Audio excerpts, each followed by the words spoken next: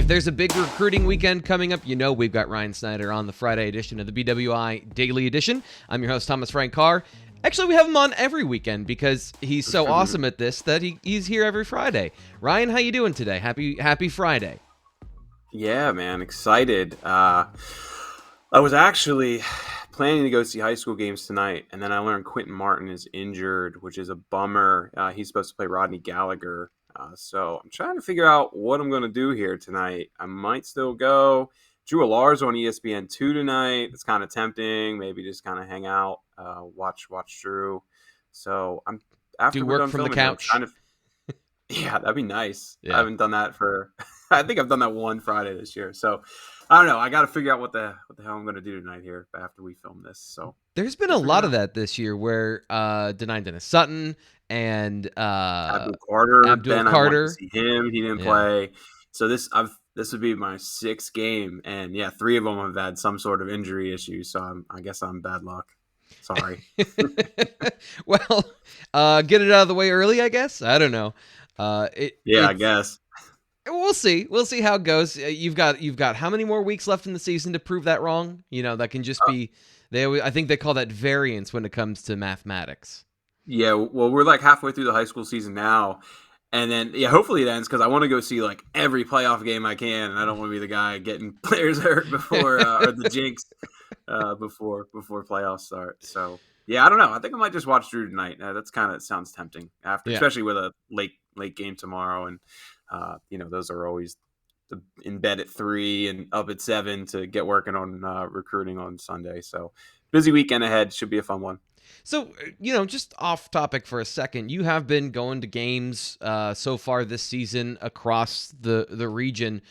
How's it been? Like from crowds to the environment, all that stuff. Your videos are always great and it always gives a certain context, but what has it been like being there so far this season at high school football games? Yeah.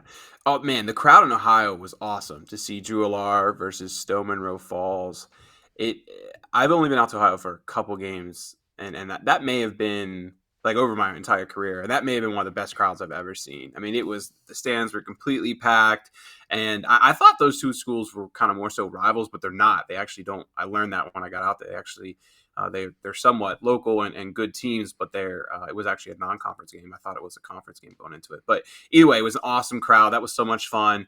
Throughout Pennsylvania, they've been good, not like the best I've seen. I don't know if it's COVID related or just the general enthusiasm was down a little bit. But man, that Ohio crowd to see Drew Alar was awesome, and that was one thing I'll really remember from this entire season. Then they had an awesome student section. They probably had like 1,000 kids, and there's maybe not that's an exaggeration. Yeah. Probably like 500, 500 like. And then they were into it, man, chanting the whole time. Their team they were chanting so loud that they got their own team a false start. I thought that was pretty funny. I mean, you don't see high school student sections impact games, but they were awesome. So props to Stowe Monroe Falls. It's not always cool to like stuff in high school, but when you get a bunch of high school kids to like stuff, that can be pretty cool. Yeah, they were dressed up and like had themes and stuff. It was cool. So props to them. That's cool. That a good environment for any game makes it more exciting. Mm-hmm. So that's always nice. Speaking of exciting for Penn State football fans, you logged a future cast this week. So let's get into that because I know that this is some big news for the class of 2022. What are we talking about today? Yeah, so Amari Evans, man, he will be deciding tomorrow. I'm still trying to figure out a time for that. Hopefully we can lock that down here in the coming hours. Killian, Texas. He's originally from Ohio. He plays for Shoemaker High School. 6 foot, 170-ish. We've talked about him a lot. If not on this podcast, then with Greg and I's Tuesday podcast. And look, he came up to Penn State, had a killer workout, and that really kind of set him onto the path of being somebody they're going to push hard for. I've talked a lot about his 4.3 40. He would be the fastest player in this class if he ends up deciding. And I did log a pick for Penn State.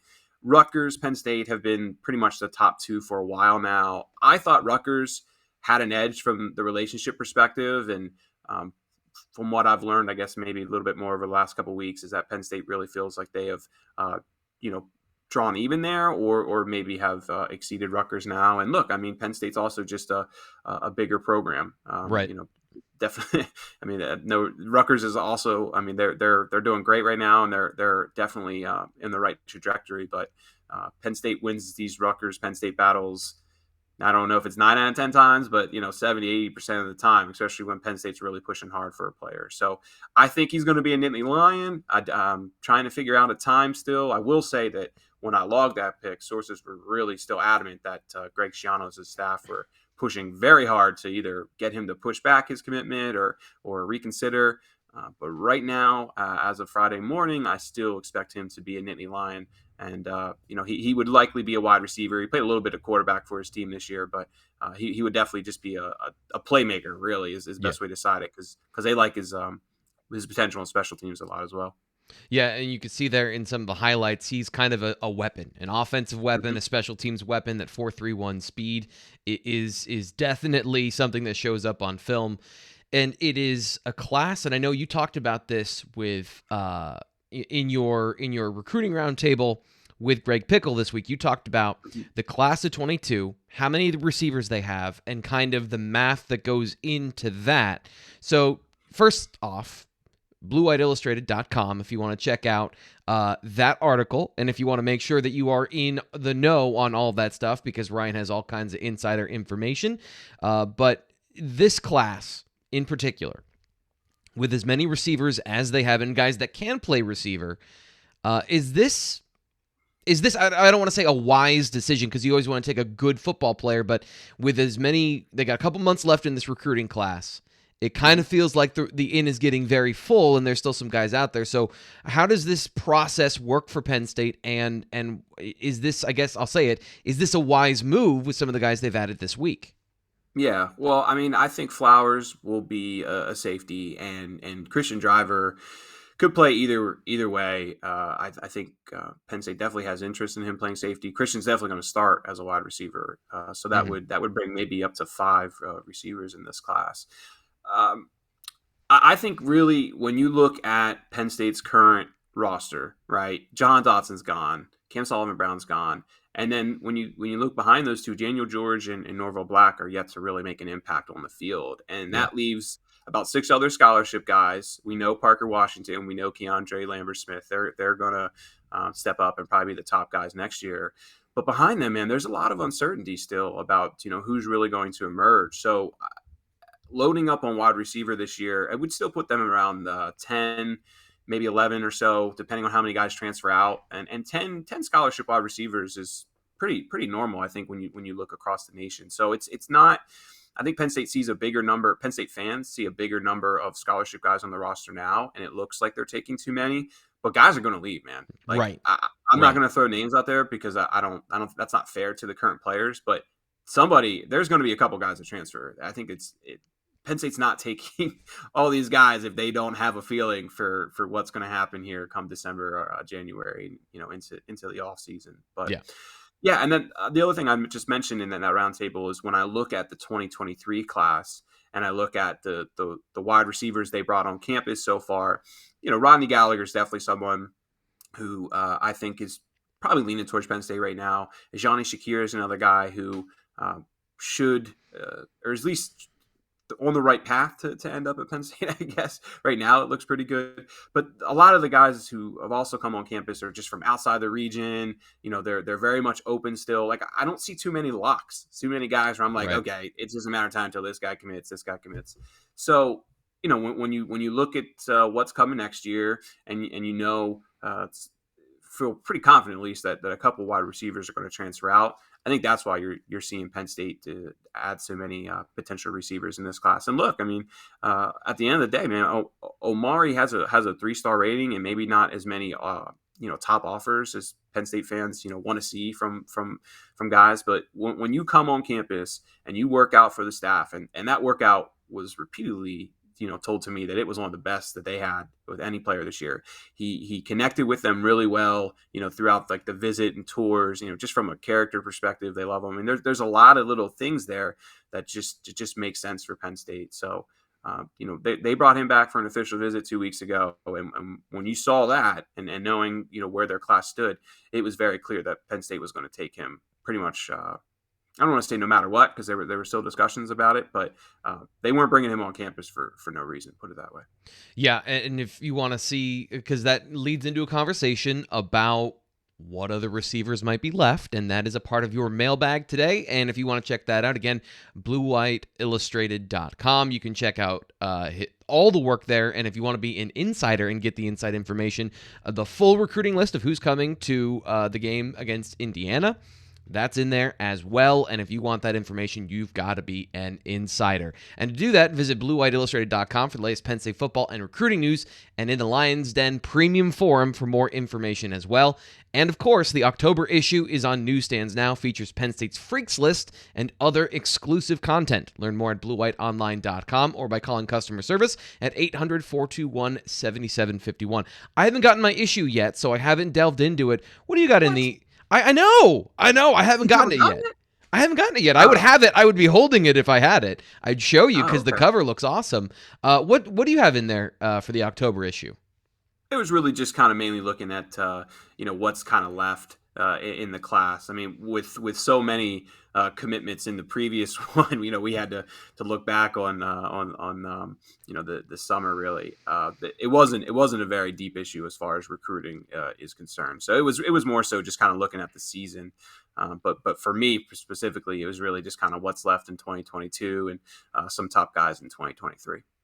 Yeah, and there's the 2022 class, it seems, will not stop growing. Andre Roy committed last week. He committed, last week. Last Thursday. And if you're wondering, where is T. Frank's film room on Andre Roy? Well, there's not enough film yet. I have been searching high and low. Here's how it broke down. The first game that he did this year was on ESPN. Can't use that footage. Second game of the year, he played the first half. And something will get into the film room. Something happened. And then he didn't play the next week or the second half of that game. So his game tonight, hopefully we're going to get some good footage of that. And we're going to have a good discussion about what Andre Roy is as an offensive lineman. But it comes into a conversation about this class again of taking Andre Roy. And this is probably going to bleed into a little of my opinion and my view of what I've seen so far. Is Penn State not waiting for some of these top players in classes where there's a couple guys that are still out there? And if you feel like you have an opportunity with those guys, but then you take an Andre Roy, not that he's not a quality prospect. He has, some really unique physical traits, some really unique skills. But if you're looking as far as like on your list of guys you're waiting around for, Is this another one of those areas where that philosophy might shift in the future, or do you think it should shift in the future where they're not waiting around for guys late into October and November as they get closer to the early signing period? Yeah, well, look, a lot of top programs aren't really. I mean, you'll watch the Under Armour game or the Army game, and you'll see a guy commit to Georgia or Alabama or wherever. But the majority of these top programs are going to have their class 80, 90% done by really this time. Not going to say this time of the year, but definitely by like the end of the season. And because of that early signing period, like when that early signing period came into play a couple years ago, it really just kind of moved everything up. And guys, what you see is that snowball effect, that dominoes effect where scholarships start falling and, Penn State gains momentum then, and they can, I don't want to say force hands, but, it gives prospects a reason to not wait. So look, they'll wait for Jayshon Barham. If Jayshon Barham wants to wait another month or two, I think that they'll gladly wait there. Emil Wagner's talking about committing for the Army game, although I kind of feel like he's going to, I personally just don't see another offensive lineman in this class, but they're going to keep pursuing him for sure. And look, there's going to be, I feel like there's going to be a decommitment or two at some point. So they got to keep going after these guys who are still on the table. But for an overall, mindset, I guess, of waiting for guys, you want to just get as many guys committed as you can. And, because one or two guys are going to decommit. So you want to just build up this class the best that you can and then kind of just see where the cards fall. But Penn State always would prefer to pretty much have their entire class signed by December for sure. Yeah, it just seems interesting because that seems like, in a lot of ways, the perception. And this is why I wanted to ask the question, even if the question isn't correct, because there is a certain perception about, well, if Penn State wants to be in on those 5-star guys that are going to be signing on the late signing period, are going to, announce their decision on TV, or any of those guys, even Hmm. though, a lot of those guys, the 4 and 5-star guys, did that this summer in July. Hmm. Um, that seems like the last part where, if Penn State wants to, be in the top 5 at the end, and, have those, really, really good recruiting classes, that next step, you have to wait for those guys. So are you saying that that's not, that's more perception than reality? Well, I mean, there's a lot of 5-star guys who are still uncommitted. I think there's 28 or 29 5-stars still out there, or 5-star, guys who have earned a 5-star rating, and I think like 12 of them maybe haven't committed yet. But Penn State's not in the mix with those guys. That Right. it's really that simple. Those guys are, those handful of schools who are recruiting nationally are on a different tier right now, from Georgia to Alabama, Ohio State, and even Clemson to some degree, even though they're struggling a bit this year. Those are the schools who are just getting the majority of those guys. So Penn State will wait for a couple of guys, but they want to have their class done as soon as possible, because of 2023, and what we'll get into is as far as their momentum there. I mean, the sooner you get this class done, the sooner you can start to shift your focus a little bit more towards the next class, and Yeah. we're already seeing the results from that. And that is a really interesting topic when it comes to class of 2023, and something that I'm interested to hear your opinion on. We haven't really discussed this yet, of when you have the start of Alex Birchmeyer, you have Lamont Payne, and then you get Matthias Barnwell for the class of 2023. Those are your first 3 commitments. Is that as good of a start to the next class as you could have? Barring anything Yeah. magical, like getting every guy that you want to commit early, is that as good as you can get to start a class? Well, it's not like they've missed out on anybody yet. It's Yeah. not like I can't point to. I'm not sure if I ran through the entire list. I forgot about that guy. But there aren't too many elite guys in the region for 2023 who have gone elsewhere so far. So yeah. When you have when you have 3 4-star players who are very enthusiastic about their commitments, who are aggressive in recruiting. Lamont Payne, Penn State fans have seen him already on Twitter. He's Oh, he's yeah. he's talking about it all the time. And really, I sometimes I'll do stress though to don't overthink what you see on Twitter. That's just kids having fun more than anything. It's really what they're doing behind the scenes with group messages and things like that, which is already very much in play for 2023. Those guys are talking to a handful of players who we think could be committing in the coming months. But yeah, I look. Penn State has more commitments than any other Big Ten school so far. Ohio State has 1. Michigan has 0. I believe Iowa and Nebraska, I think, have 2 each. But as far as comparing to the schools in their conference, Penn State's off to a great start there. And there's only like 2 or 3 schools who have really been off to an electric start in 2023. I know Oklahoma has 7 commits, Georgia has 6, and I think Notre Dame has 5. But basically everybody else is 4, 3, 2, Right. somewhere in that ballpark. So they're off to a very good start, I think. And whenever you're able to land 3 rivals 250 players, one of whom, and Alex Birchmeyer, who I think as long as he continues progressing, can really potentially be a 5-star or right outside of that window. Yeah. Or at Yeah. the very least, one of the 2 or 3 best at his position, whatever his Oh, he's all. position ends up. But Oh yeah, yeah. continue to Yeah. maintain that level of being the best at that particular position. And that's what stinks about being a guard is I always feel like tackles usually just kind of get more Yep. love in Oh, regards yeah. to being a 5-star. And I understand it, because when you look at the NFL and the premium placed on that, it kind of trickles down into ratings a little bit. But I mean, him and Chase Basante. I mean, they seem like easily the best 2 guards in the nation from what I've seen so far. And I know Penn State loves both of them, so he will definitely be in the mix. But I always felt like that hurt Landon Tengwall a bit, because Landon was a really highly rated recruit, but we knew he was going to be a guard at the next level. And Yep. Penn State fans always kept asking, is he going to be a 5-star? And I would always hedge there because I thought, from a skill perspective, he's pretty damn good. But Yeah. just from doing this for 12 years, I know that tackles, if he's even with a tackle out there, that tackle is probably going to get the bump. And Yeah. maybe that's not fair, but it's just usually how coveted, I guess, the position is. And two, and this is no knock on his athleticism, but if you aren't a tackle, you probably aren't seen as athletic. Even though Alex Mm-hmm. Birchmeyer is a phenomenal athlete, but the length and the Yeah. size and all that stuff, it plays into, I guess, the upper end of your projection.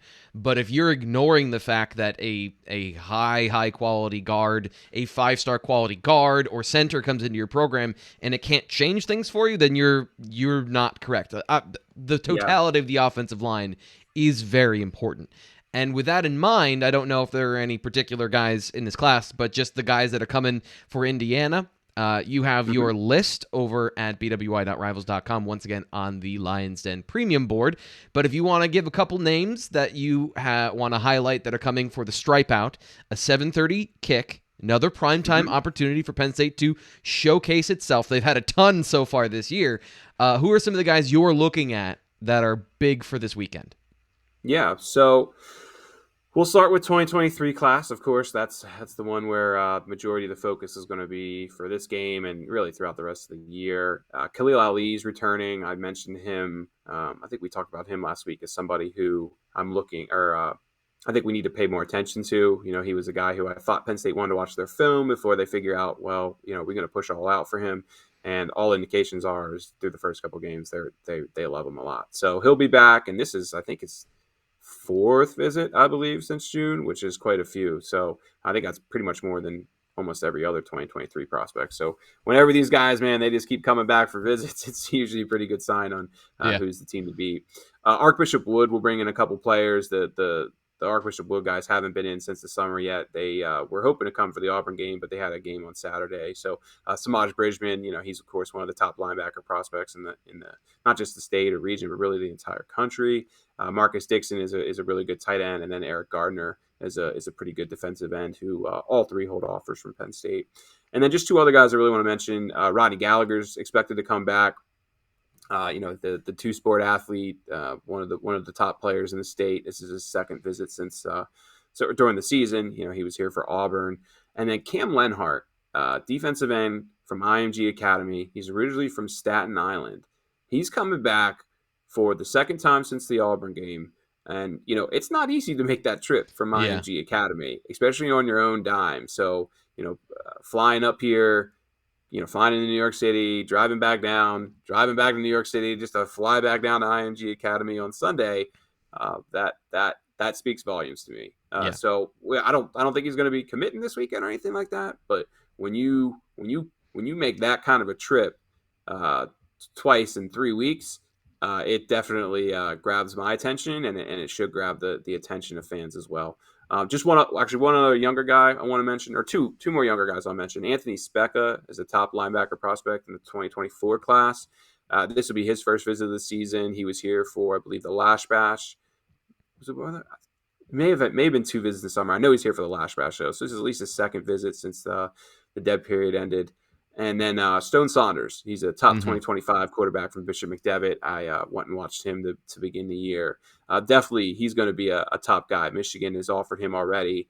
Penn State's, just kind of watching his film before they make the move, but I think that's kind of a matter of time. So getting him up here for a game should help kickstart some things. I don't know if he'll get an offer this week. That's something I need to dig on a little bit, but I think he'll have plenty of offers soon enough. Put it that way.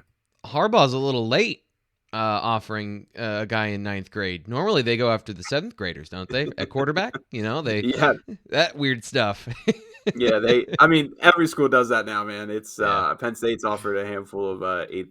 I don't know if 7th graders, but they've offered a handful of 8th graders. Everybody does that now. It's just kind of it's really not like a real offer or anything. It's really just, hey, we see your potential. We want to get you Yeah. on campus here. And, but they make it very clear that, we got to see your progress from here on out. But Yeah. that's a trend that, 5-6 years ago, everyone was like, what the hell? This is so weird, and Yeah. now every school, if you go to the 2025 database, 2026 database on Rivals, you'll see you'll see dozens of guys in there who already are claiming offers. Yeah, and I just watched a little bit of Saunders' film earlier this year when you talked about him the first time, and I think he camped here, right? He came and threw at Penn State.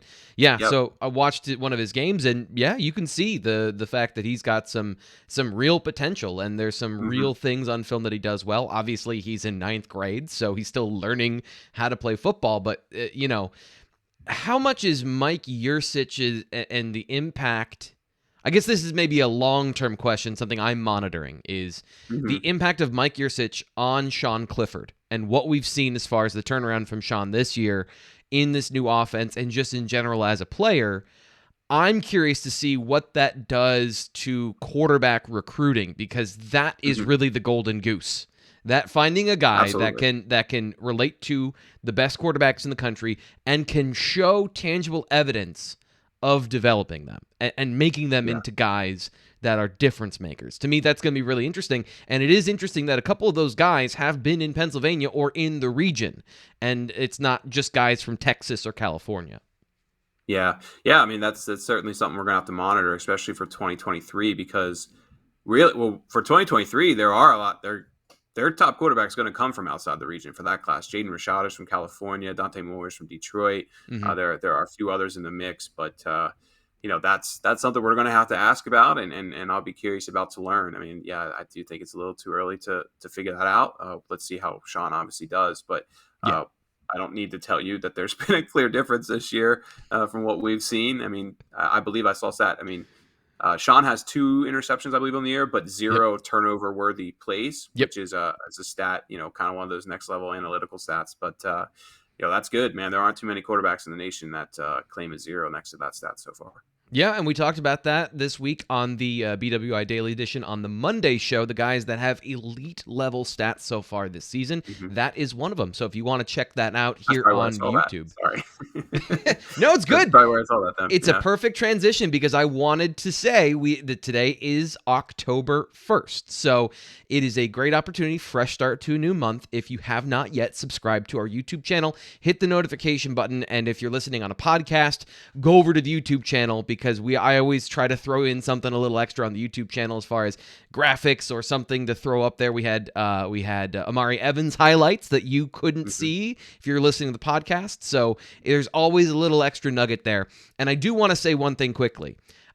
This is obviously something that I started doing for Blue White Illustrated this summer. So this is a relatively new channel, and this is a relatively new process for everyone. And I just want to thank the Penn State fans and the Blue White Illustrated people and everybody who has supported everything so far, because you always get the thing thrown out of the fastest growing, blah, blah, blah, blah. But legitimately, we grew exponentially in September, and I want to keep that going. Penn State football is playing well right now. We're giving you more information and content than anybody else, and we're doing it in a way that nobody else is doing. So if you haven't yet subscribed, because we aren't stopping, and it's only going to get better from here. So you're not going to be disappointed by hitting that button on your YouTube channel. And I know how it is. Like, on YouTube, for some reason, people are much more judicious with their follows than they are like on Twitter or on Instagram. And I just want to let you know, we are worth it, because I'm bringing in guys like Ryan and giving you Ryan Snyder's bets coming up in just a little bit. But yeah, I just want to say thank you to everybody who has supported the channel and who has followed along. Ryan, anything you want to wrap up before we get to best bets? Yeah, I never, we started putting this into motion back in the summertime, and I never expected it to take off like it really has. So I'll second that, man. Appreciate it. And yeah, man, keep it coming. I think we may even have some sponsors lined up here soon in the coming future. So things are looking up. We appreciate it. I'm very excited about that. That's something that you professional tease, my friend. That's coming up next week. We have a new sponsor we're going to be talking about. So stay tuned for that. And now let's get to this. Ryan Snyder's Best Bets, getting you some cheddar going into the weekend. Ryan, here's your list of games. Tell me about it. Give me the big picture view of why you picked these games and what you're looking at so far this week. Yeah, so I found some better games, more interesting games that I like this week. Still got Ball State on there. Yeah, still got one mag in there. I trust me, there were a couple others I really liked, but I found a couple fun games that fans are going to be watching this week. Of course, Michigan, Wisconsin, that's a big one. We'll get to my pick here in a second. Auburn, LSU is another fun one, and we got a little Pac-12 after dark in there. Of course, we'll hit on Penn State, Indiana. I think this is a good slate this week. I went 1-2-1 last week. I am 12-11 on the year, so we're just above 500. I expected better. I'm mad at myself right now. I want to be better than 500. So hopefully this will be the week we get a good one. We started off really strong. We had two good winning weeks there, and then we've come back to 500 here the past 2 weeks. So if I start sucking at this, just start fading me, guys, and making money that way. Just whatever I take the opposite. I'm just trying to get you guys some money here somehow. But let's roll into it, man. Which one do you want to start with? You want to start with Michigan, Wisconsin, or yes, I want to start there. Okay. Yeah. Okay. Yeah. So I am. God, I don't know why I'm doing this, but I am putting my faith in Graham Mertz. Man, he has burned me here. He really burned me last week. I took Wisconsin obviously over Notre Dame. But man, this spread. Does it not tell you something? Michigan's getting all this hype. They're doing great. Wisconsin's terrible. And yet somehow Wisconsin's still the favorite in this. That says something to me. And look, I think it really, the big part of it, I think there's two things that really, I think Vegas sees here. One is Wisconsin's excellent against the run. I think they allowed, was it 9 yards or something like that against Notre Dame last week? Yep. And Rutgers, they kind of showed a blueprint last week, I thought, against Michigan, really stacking up the box and making Michigan throw. And I expect Wisconsin's defense, who is substantially more talented than Rutgers, to have success with that. So, and then, look, the other thing is Wisconsin's had 9 turnovers. Yeah. That's bad. Obviously, I don't need to explain that to you. But can that continue? At some point, I'm not a huge Paul Chryst fan, but I respect them enough that they should be able to right the ship here at some point. So I'm going to lay the 2 with Wisconsin this week. Look, Wisconsin has to win this game, man. If they don't win this game, it is their season is going to torpedo. So they're at home. They really killed themselves last week in that Notre Dame game. They were winning in the fourth quarter. That's twice now. 13-10. That's twice now that they've been the better team on the football field and lost the game because they turned the ball over. And it snowballed for them against Notre Dame. And that, I think, is part of the perception of everyone coming into this week of Wisconsin's terrible. Did you see the final score? Well, did you see the score going into the third quarter? Somebody said that to me when talking and referencing Penn State's win and how it means less because they got blown out by Notre Dame. Did they get blown out? Or did the fourth quarter get away from them?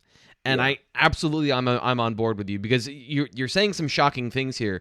That one of Jim Harbaugh's teams is predicated on running the ball, and that they don't quite have a modern passing attack. I am floored. I'm shocked. Michigan does this all the time. They whoop up on the directional schools. Western Michigan, Eastern Michigan. I forget exactly. I think they played Western Michigan, but Northern Iowa Community College. Yeah. They do this all the time, where, they get off the hot start, people get excited, and then they get exposed at some point. I think it was maybe 2 years ago, Wisconsin beat them 35-0 at Camp Randall. So I don't expect that to happen. I do think it'll be a closer game, but this is just a moment where Wisconsin has to have this one. And, Vegas telling me, -2 for this. It's telling you, they're trying to trap you here, folks. They're trying to make you play Michigan here. Yeah. I just see Wisconsin getting some momentum going here. Mertz, he'll probably still have one interception, but as long as he, can control the turnovers, and I expect Wisconsin to have success in the run game. Michigan's defense hasn't been challenged at all this year too, and not that Mertz is a lead or anything, but I expect Wisconsin to be able to run the ball a little bit. That they did struggle a bit with that against Notre Dame, but I don't know, for some reason I'm putting my trust in them one more time, and if they don't, I promise I won't pick them the rest of the year. I promise.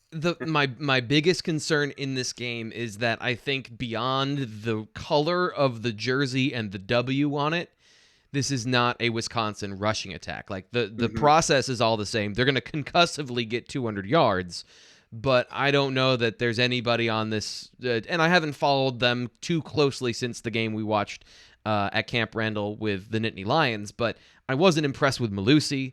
I think he's a good back, but he's not anything like Jonathan Taylor or anything special like they've had in the past. And their offensive line, while it's another cohesive unit, again, there aren't any guys there that I was thinking, at least this year, they're anything special. They would have to develop into that pretty quickly. And it doesn't seem, based on what I've just been reading about and kind of passively observing, that they are that team yet. So that would be my one pause about this. Are you going full Wisconsin covers here, or is this a 1-point game and Wisconsin edges out?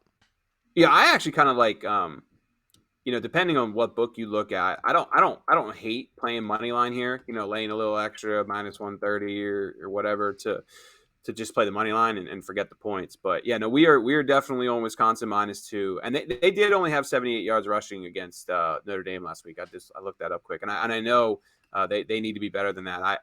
And Notre Dame's defensive line has been shaky too, so I don't totally disagree with that. But I don't know. The line says the line tells me something here, man. No, I'm with you. All common wisdom says that or from the outside looking in, that this should be maybe Michigan favored by a little bit. I think Vegas is trying to trap people into taking Michigan here, and 9 turnovers. That I don't see that continuing. And then again, if Michigan can't run the ball, how are they going to score? So I actually don't hate the under with this one either. But we will go with Wisconsin -2, and I spent way too much time talking about Wisconsin now. Let's move on. Well, speaking of something that feels like a trap, Alabama, Ole Miss. This is the next one we're going to get into here, where Alabama's favored. The line you gave me is 14.5 points against Ole Miss, who puts up gobs of points. Lane Kiffin knows Nick Saban. What are you thinking here? So it's funny you say they put up gobs of points, because I'm actually going to take the under. So let me explain some things here. First off, this line opened, the actual line opened at Alabama -17 or so, and all or not all of them, but a bunch of professional bettors, the sharps as we like to call it, they pounded Ole Miss, and this line's down to 14 now. So I mean, to see a drastic sharp drop like that, if you were going to play Ole Miss with the points, I think you missed your opportunity there. Yeah. So it's the opposite though for the over under. This over under I believe started at 74.5, 75. And it's been bought all the way up to 79 now. I think that extra 4 or so points there, just from everybody hammering the over, could maybe be important in the end. But here's the main thing that I think is most important.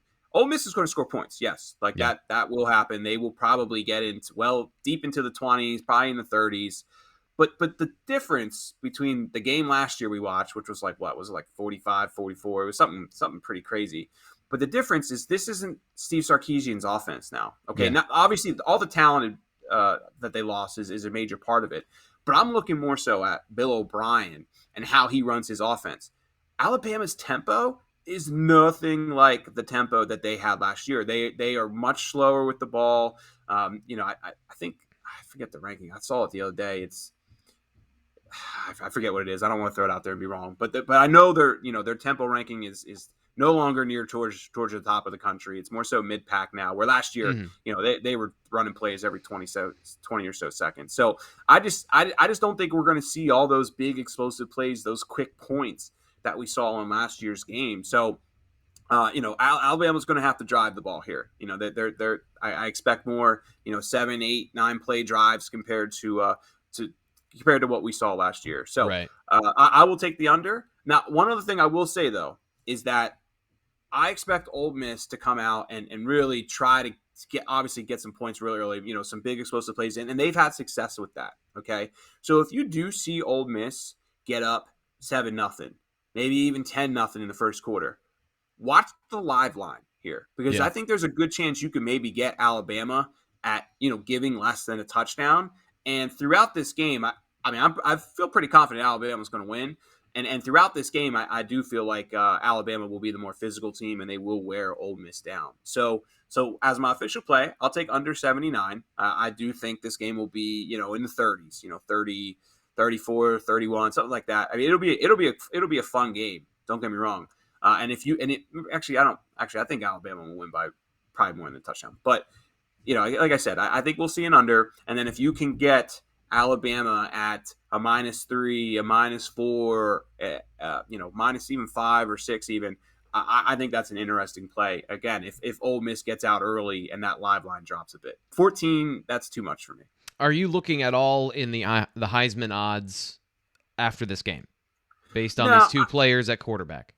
I don't play that stuff much. I mean, like for me, when I play like futures, I just do like season bets. Like over under 5.5 wins. Like for example, Maryland is a team that I liked a lot this year, and that was one of them. So I'm hoping they can pull out against Iowa tomorrow or tonight actually. But no, I don't really play Heisman stuff that much, man. It's just kind of a crapshoot. Yeah. It's people voting. It's not on the field results. I mean, it is on the field results, but there's West Coast guys. You can't really predict how like, many yards somebody's going to throw for in a game, and that's half the battle. Like, that's literally half the battle are the stats. And if you don't have the right stats, even if you've been one of the best players, like I think you were just about to say, West Coast guys, Christian McCaffrey was a better player, dude, but Derrick Henry won the Heisman. Screwed. Yeah. Yeah, he got absolutely screwed. I mean, he should have absolutely been the Heisman that year. I'll go back to trying to think of another, like Derek McFadden back in the day in Arkansas. He got, I think was it Detroit Smith win that year or something like that? Like there's a lot of examples of guys who, probably are the best players. Saquon Barkley, even to some degree, guys who are truly the best players who don't really win the awards. So just awards have never been interesting to me as far as gambling on. And that's MLB MVP, that goes for NBA MVP, like all that stuff. I'd rather just stick to, if I'm going to do futures, I'd rather just do, who's going to win the division, who's going to win the championship, stuff like that. Where do you want to go next? You want to go to? Let's get an Army out of the way. So okay, good. We'll finish with some P5 games. Look, this one's simple to me, and this is maybe my favorite play of the week. Now, of course, I said that. Now they're going to lose, but look, Army is a train, man. They're averaging 344 yards rushing a game. Of course, they run the triple option, so you're going to have that. Yeah. But Ball State is allowing 5.3 yards per carry. This is not a good combination here. Ball State ranks 107th in the nation in rushing defense, and our Army. I think this Army's going to just wear them out throughout the game. The other big thing here is just Ball State's offense is not good. Yep. They allowed. They think they scored 12 points against Wyoming. I think they scored 12 points against Toledo. I think they actually scored more points against Penn State than they did against those in those last two games. So, with time, I expect Army to just wear them out. I think this will be a 35-21 maybe kind of game. Maybe even a little less scoring than that for Ball State. But I really like Army here, man. They are a machine. They've covered I think Army has covered every game.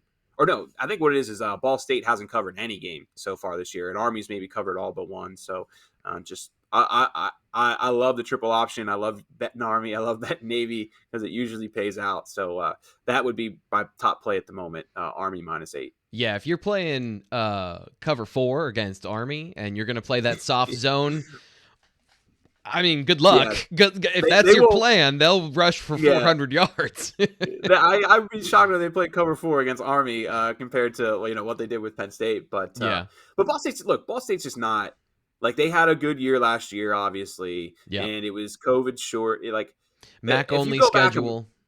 If you go back and watch that year, like Buffalo was clearly the best team last year, and they got upset in the MAC championship. Like Buffalo just didn't come to play that game. And then there was like one or two other games. I think maybe like they played like Toledo last year, and Toledo killed themselves. Like Ball State should have lost 2 or 3 games last year, and we're seeing that now. They're getting exposed a bit. So just give me Army -8, and let's move on to some bigger games. Okay, so we have 2 left, right? We have our Pac-12 After Dark, and then our main event. So let's go out on the West Coast where you have so much more information on this than I do. So just tell me once again, we're going UCLA here and Arizona State UCLA. Yeah. So I stayed up entirely too late last week watching Arizona State Colorado, and I was really upset with myself for that Sunday morning. But look, so 2 things here. One, Colorado's not a good team. but Colorado's defense had some pretty good success against Arizona State, and the reason, the score line ended up being, Arizona State like 34-14 or something like that, but it was mainly because Colorado's offense is so bad. Okay, and Right. and Colorado's defense was just absolutely gassed. I would have loved to have seen the snap count at the end of that game, because Colorado's defense was just done, and they got worn out in the third quarter and into the fourth quarter. So, but my point though here was just that Colorado's defense had some success against Arizona State. I don't think Arizona State's that good of a team, and I also think that with UCLA losing to Fresno State, they're kind of getting overlooked a little bit. And Fresno State's a really good team. Like, Fresno State, I think, is the best Group of 5 team right now. I think they're better than Cincinnati, just personally. But we'll see what happens there. I love Fresno State. I watched that whole Oregon game. I watched that UCLA game. They're a really good team. I would actually love to see them play Cincinnati in a bowl game, but I doubt that lines up. But yeah, just look, Dorian Thompson-Robinson's killing it right now. I mean, he's playing great. 9 touchdowns, just 1 turnover a year. Zach Charbonnet averaging 8 yards per carry. Okay, so I mean, I love -3 here. I don't, Arizona State's all over the place right now with their coaching staff. Yeah. I've been high on UCLA all year. I talked about that Maryland season bet that I had. I talked about that a couple minutes ago. The other big season bet I really liked was UCLA to get to 7 or 8. I think it was 7.5 to get to 8 wins. So I'm high on UCLA this year. I'll keep riding this train. Give me UCLA -3. I think they win this by 10 points. Yeah. So and yards and points don't seem to be a problem for UCLA. And if there's one thing about Chip Kelly's teams, when they put up points, they put up points. So that's an interesting play there. Okay, so move on to our final game, which is always the game of the week. It's Indiana at Penn State -12. I'm going to let you have the floor here. I've got some thoughts myself, but I'll follow up after that. What are you looking at here in this play? I feel like I know already, but what are you doing here? Well, I'm going to go under. I'm going to go under 53, okay. under 54. I think it's 53, depending on where you look. I think it's down to that now.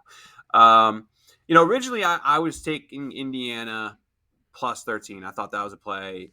But, the more I dig into Indiana here, they have no explosiveness at all. Okay, Yep. they're 123rd in the nation in passing explosiveness, and Penn State is 10th in the nation in limiting explosive passing plays. So Yep. I think this is a good combination for the under. And then on top of that, one other key stat here is Indiana's been very good all year for themselves at limiting explosive plays, for the opposition. So I just see longer drives here. Penn State's going to put up points. I think they can get, to 31 or so. But I don't see Indiana surpassing 17 in this game. So my score prediction was somewhere around there. I think I had 28-17 was my prediction. And just the more I read here, Penn State defense is going to be fired up. They played great all year. There's no reason for me to think that Michael Penix is going to flip the switch now and be kind of the player we saw at times last year. So I will take the under. I see Penn State getting up 14. Maybe getting up 17, and there is a backdoor opportunity there, but I think it'll be, they'll be up 28-14 going into the fourth quarter, and then they'll slow things down. So under 53, and I've predicted every Penn State game right this year so far. So let's keep that streak going. I'll hear you on the under. But Penn State is going to cover this, and it's just everything you just said is absolutely right. They brought in a couple transfers. DJ Matthews, I think is his name. He tore his ACL last week. He was their only guy that has speed. Now, Peyton Hendershot is much better this year than he was last year.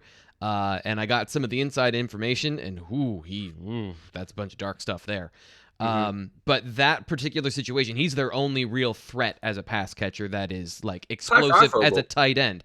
But Ty Freifogel isn't fast. He's just gonna go up and dunk on people. Like if he gets matched up with Tariq Castro Fields and there's a jump ball, I could see maybe a 30-yard completion with no run after the catch. But Penn State has multiple players that can be explosive, and they've got depth at those positions. And I think we've seen enough of Mike Yurcich scheming up to break defenses and having good answers for what you're throwing at him.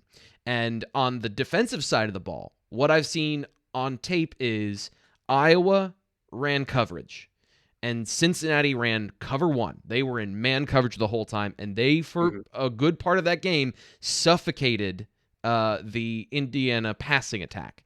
So if I'm Brent Pry, I'm like, which path do I want to choose? Because I think Penn State can make either one work. That's really, to me, is like, I think they're going to be dominant in this game. The only thing that is going to save Indiana is if Michael Penix just goes Kobe, and starts like throwing it all over the field, and those crazy passes we saw at the end of the game for Penn State, for Indiana on that final drive that got him to overtime. Like that's it. That's what they've got to hope for, that somehow he's going to not turn the ball over.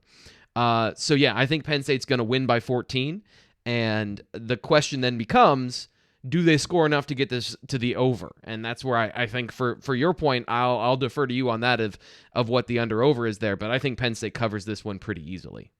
Yeah, I think I mean, like I said, originally in the week I was taking Indiana, and then once I got to like Wednesday or so, I was like, okay, I can't take Indiana here. I like Penn State a lot, and then I was really leaning towards Penn State minus 12. And then, just the more I started digging here and looking at some of these explosive play stats, I was like, okay, well, if both teams are good at limiting that and Indiana can't produce them, that means we're going to see some long drives, chewing off the clock. I will say Indiana's pretty good against the run from what I've seen so far. I believe they're top 30 in the country in rushing defense. So I'm curious to see if Penn State's able Part of to that too. Get much. Part of that too is who you play. And of course, they struggled against Iowa, and Iowa was able to get to the edge on them. But yeah, I don't know that. I think you're right about Cincinnati. Kind of watching their offense of how good is the upper end of the Cincinnati offense, because Micah McFadden came out of the game, and then it was a different game for Indiana. I was going to take Notre Dame this week, but I left them out. But I like another play I like this week is definitely Notre Dame. But go on, sorry. Well, I just in general, I think that the Indiana defense, they've got some injuries back there as well. Again, we got into all of this earlier this week on the BWI Daily Edition with Dustin Dopirik out of Indianapolis. He covers the Hoosiers for the Indy Star. So if you want to check that out, get the full scouting report on not just the Cliff Notes version here.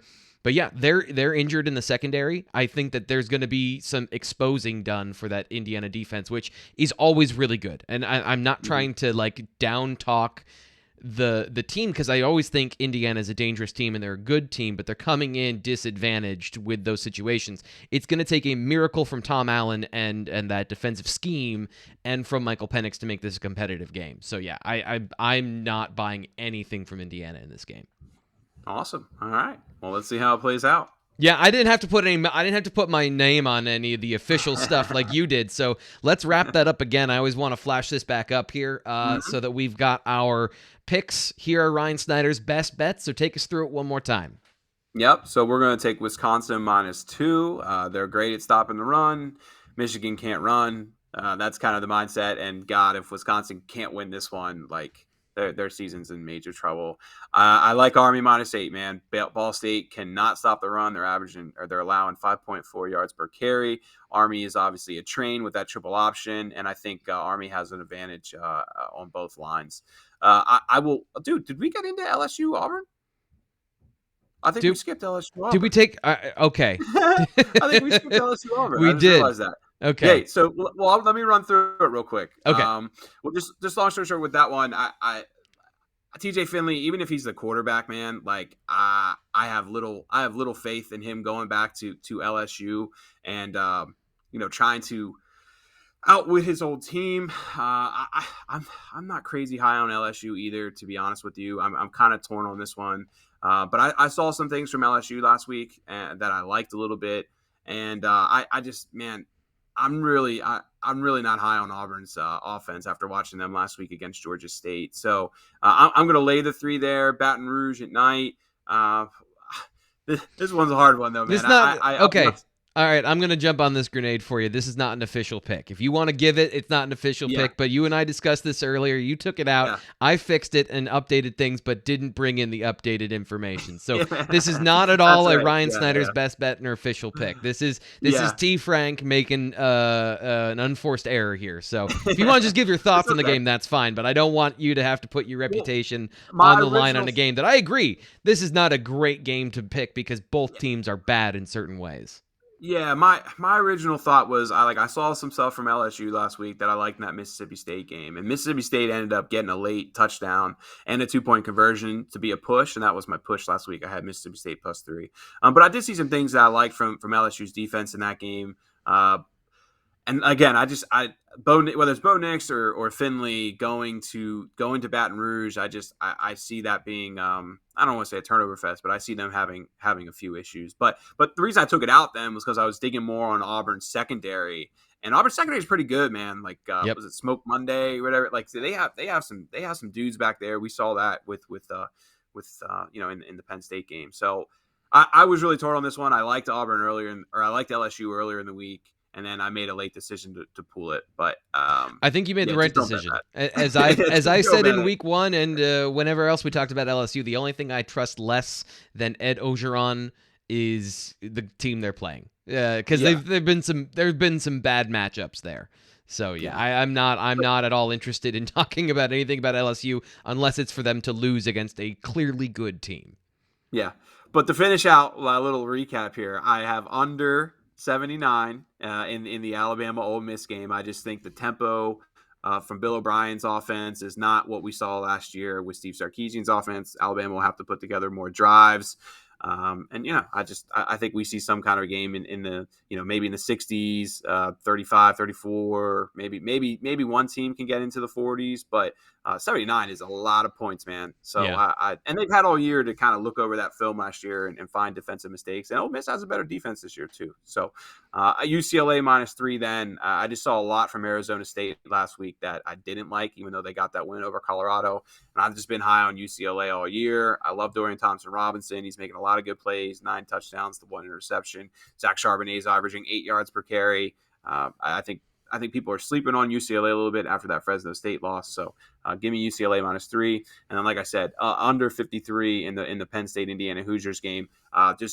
Both teams are good at limiting explosive plays, and Indiana's bad at producing explosive plays. So whenever I see that, I think of long drives, I think of time ticking down, and I think unders. So under 53 will be my play in the Penn State Indiana game.